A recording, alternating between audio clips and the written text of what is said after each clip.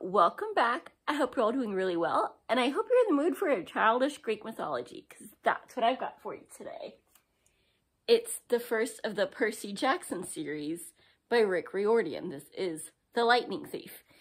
And honestly, I picked this one up because of Adriana over at Carbon Bonded Books.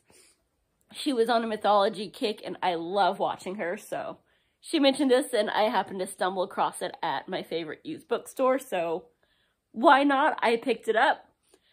I loved it. It's definitely, like, young adult. There is no denying that. So, but that being said, it was still really fun.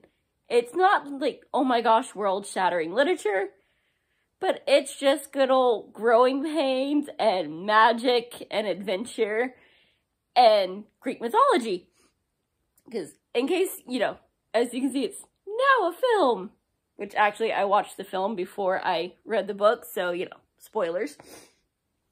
But this has been around for a really long time before I ever watched the movie or snatched this up, so you probably know about this, or, maybe you're like me, like, saw it, never picked it up, kind of dismissed it as childish Harry Potter wannabe, but it was really fun. This is where Camp Half-Blood comes from. If you ever see all that around here, there's always all the memes of, if you could go into a literary world, what would it be? Hogwarts, the Shire, whatnot.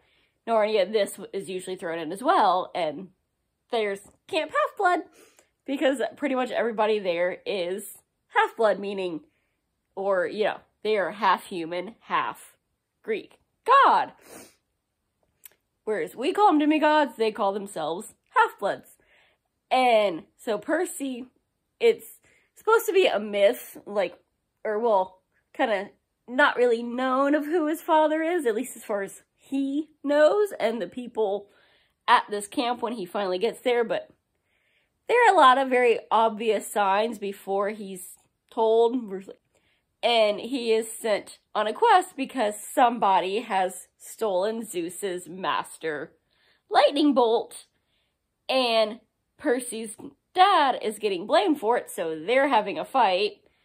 And then there's a third god that is mixed up in all of this, and part of the trio that is, they've divided up the, world, because they are the, god of gods, after the Titans, and everybody else comes from them. And so Percy is sent to go, well, dude, my dad totally didn't steal from you. You're an idiot. You're being played. And there's, all these twists and turns, and, he makes friends and enemies at the camp before he's sent on his little quest and afterwards, and meets some of their parents that are, well, you can tell who their children are. And, we gotta see, what's up with his mom and his home life, and why he's forever getting kicked out of various schools, even though, he's only in 6th grade. He's a very young child at this point. Though, he manages to mostly, hold himself very dignified and much older and more grown up, kind of like what they portrayed him in the movies, where he was, I thought it was supposed to be a teenager. Apparently, he's only supposed to be 12. So they made them all a little bit more grown. And we have a nice little revealing twist at the end that I will not say in case y'all haven't read these before and plan on following up. I might at some point. It's not really high priority for me. But it was just a really quick, really fun read. We get to see some of the minor gods that you don't really think about. And some relationships that I don't know if they're true to Greek mythology or not, but the mess that they mixed up because of it, that was fun. And there's all this, making fun of, the just pure humans are all this stuff is clearly in your face, but they can't see it, so, There's totally, gods are still real, and Dionysus gets really mad, he friggin', you think of him as, he's the party god. No, he's a grumpy, I hate everybody god. He's the old man yelling at you to get off my lawn. Partially because he's being forced to be sober as punishment, because he misbehaved and Daddy whooped him. So, he's in there having to, like, drink Coke and get mad that, gods are supposed to be, they're myth. Like, they don't exist. Like, yeah, well, how would you feel if everybody thought you were just a myth, huh? What's up? You wanna go?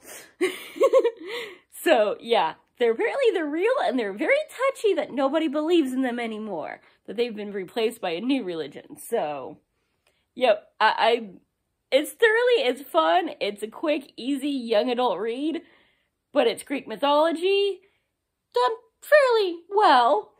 The twists and turns and who's gonna be guilty is, depending on, like, how astute you are, how old you are, it might or might not be obvious.